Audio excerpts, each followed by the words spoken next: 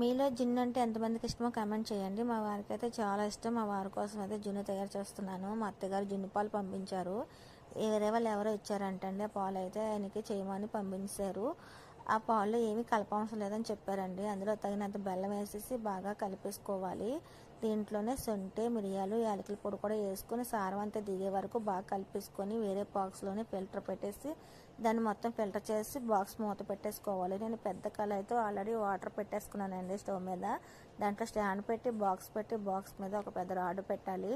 మళ్ళీ మూత పెట్టి ఇంకో రాడ్ పెట్టేసి 20 నిమిషాల పాటు ఉడికిన తర్వాత స్టవ్ ఆఫ్ చేసుకొని బాగా చల్లారిన తర్వాతను మీకు చూపిస్తున్నానండి. ఇది నేను మధ్యాహ్నం చేశాను, ఈవినింగ్ అయితే చూపిస్తున్నానండి. నైట్ అంతా ఉంచితే ఇంకా చాలా బాగా వస్తుంది. జున్ను అయితే చాలా పర్ఫెక్ట్గా వచ్చిందండి. టేస్ట్ కూడా చాలా బాగుందని మా వారు చెప్పారు. మా వారికి అయితే జున్ను చాలా ఇష్టం అండి. మా వారు ఎప్పుడు వచ్చినా జున్ను మటుకు కంపల్సరీగా చేస్తాను. ఓకేనా ఫ్రెండ్స్, బాయ్.